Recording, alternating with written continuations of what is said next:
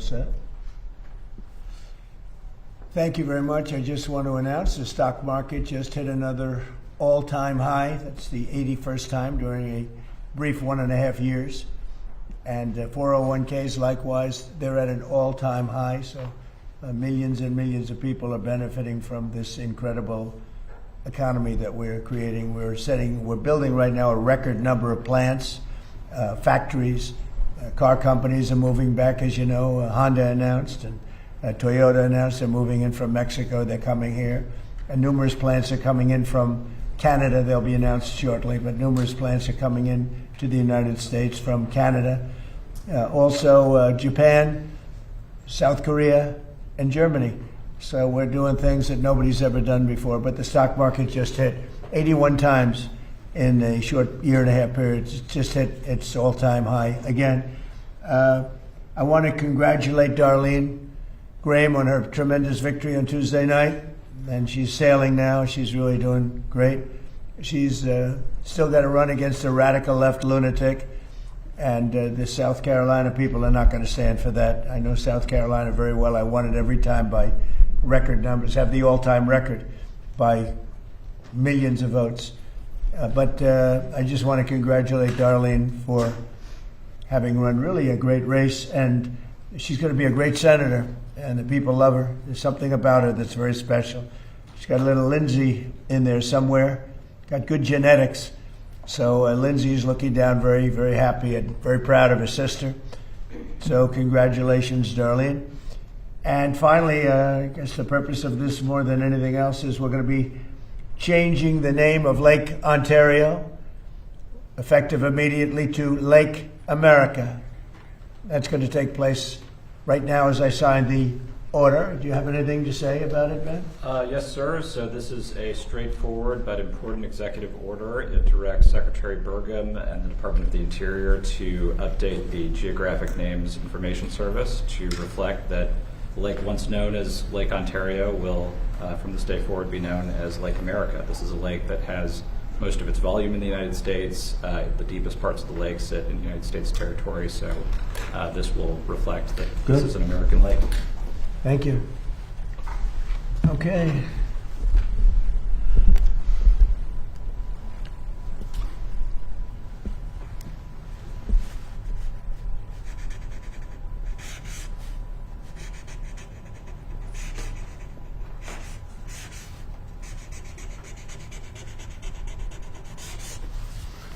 Okay.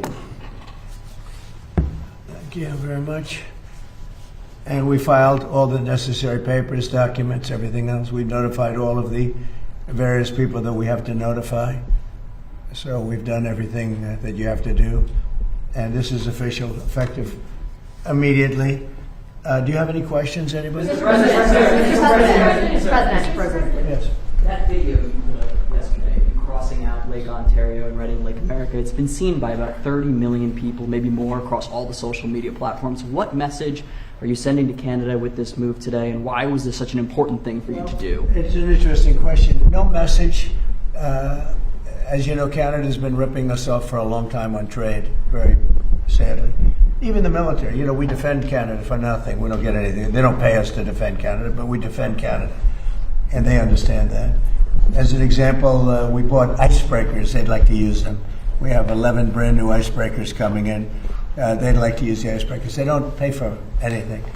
And they want to be treated like a state, but they're not a state. But they want to be treated like they're a state. And so we just can't do that anymore. We lose, on average, over the last 15 years, $60 billion a year carrying Canada. So we just can't do it anymore. We love the people of Canada. I don't think their representatives do an appropriate job. Maybe they'll change. I really don't know. I mean, it doesn't make much difference. But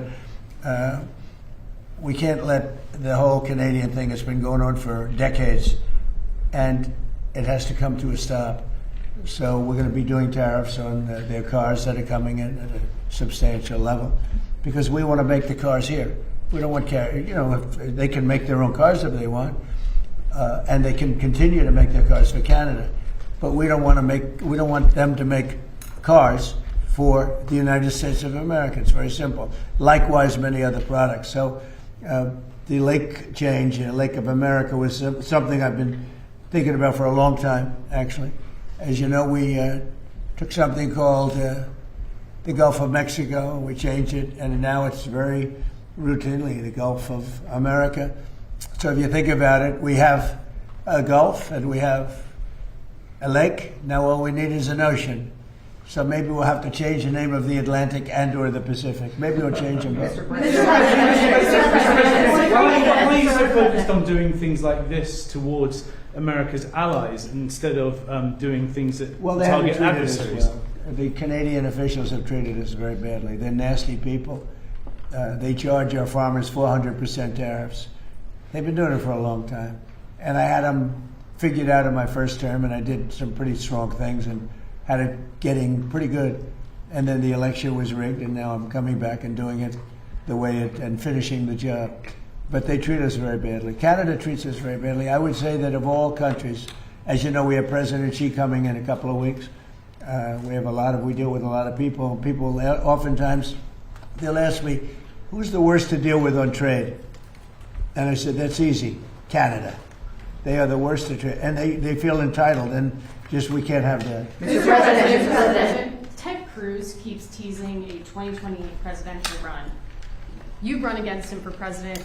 Do you think he could be president? What's your reaction to that? You say he's going to run? Or? He's teasing he's talking about it. You don't mean 2020, but you mean... 2028. Yeah. I would say that he's very talented. He's a very good friend of mine. I think he might do that, yeah. Mr. President, He's a talented guy. Mr. President, what's your reaction for? What would you say to those who are concerned a trade dispute with Canada could affect American affordability ahead of midterms? Well, ultimately, it's going to be very good for us because we're losing. When you talk about affordability, we're losing $62 billion a year on average with Canada. And if you really look at it, we're losing more than that. It's too much. It's too much. We can't lose that. We don't want to lose that. We don't want to lose it anymore. Mr. President, has Vladimir Putin agreed or committed to not attacking a NATO territory? I've had good talks with him. He's not going to be attacking a NATO territory. Mr. President, what's your reaction to the latest Supreme on the... Court earlier this week ruled on mail-in ballots, and there are states like North Carolina that have ballots that go out next week. How are states supposed to implement this Well, they're in time? able to. North Carolina is great. It's a great place. I won it all 3 times. They do some mail-in ballots, but basically they ruled on the legitimacy and the way we want to make them legitimate. And it was a great ruling for the Republicans. Why do you keep voting by mail, sir? You say it's a concern. Ratcliffe deliver a warning to Russia not to attack NATO territory during his... Well, I don't want to comment on that, but they're not going to attack. Mr. President, on Nepal, Mr. President, what's your reaction to the Americans missing in Nepal? Oh, it's terrible. No, and we've called Nepal and we've offered any help that they need. You know, we have a very good relationship with Nepal, and that was that was mud and water as a mixture. Nobody's ever seen anything quite like that. We're very powerful, strong, well-built buildings were wiped out like they were toothpicks. That's a terrible thing. No, we are sending aid, and we've spoken to the leadership, and we let them know anything they want we'll have. And there were 50, maybe 60 Americans over there. We haven't gotten the full list yet, but hopefully they're okay. But that looks like something that people will not be. Somebody will be lost, unfortunately. There is reports that Vladimir Putin is meeting with the president of Iran to talk about a nuclear agreement next week. Is there concern in the administration, in the White House, that these countries aren't taking economic D-Day seriously, that they're going to continue doing business with Iran despite the warnings? Iran is right now, they're not paying their troops. They're in deep trouble. They have very little capacity. Last night we took 24 boats through the strait. We're taking them through all the time. I say it very openly. It doesn't mean we're finished with the military, but the strait is open, as you know. The Strait of Hormuz is open. We have control, and we have the blockade. Iran's not getting anything. Nothing is going through. Not one ship has gotten through. But will you punish Putin or Russia if they continue Well, to do it business depends. with So Iran? far, I think Russia's behaved quite well having to do with the Strait of Hormuz. And you have to understand, for everything they do, we do also. You know, somebody was saying about China, what about China? We hear they're spying. We spy on them too. That's the way it goes. Why not sanction Chinese banks, though, who are doing business Well, with who Iran? said I'm not? You said, why not? I mean, who said I'm Secretary not? Bessent didn't announce You don't know if that I'm this doing week. it. Well, I don't have to announce everything, do I? Are you speaking to, sir, about what other leaders have you spoken to about this pressure campaign to get them to cut off ties with Iran? About Iran? There's not a lot to speak to. We don't want to speak to them. We're not looking to meet or anything. The strait is open. We're taking a lot of boats. Millions and millions of barrels of oil are coming out of the strait every day. Other countries recognize that. Every once in a while they shoot some, they put some shots out. We totally cleared the strait of, we have the best minesweepers in the world, the underwater minesweepers. And we've totally cleared the strait of mines. And we're watching very closely through Space Force, which is one of my things, one of my many things. But we're watching, we see every inch of the strait.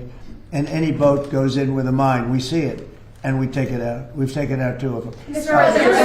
Thank you. So I'll be going to Texas, and we're working very hard. We want to win that race. He's running against a man who should never be. We have a very good candidate, Ken Paxton, and he's running against Telefrico, they call him, because he is a little freaky, and that's not a man that represents the value of Texas. So I'm going to help Ken Paxton, and I'm going to spend a lot of time in Texas. I have the all-time highest vote in the history of Texas also, and I'm going to spend some time there. We'll be going tonight. Some of you are going with me. Thank you very much, everybody. Just on the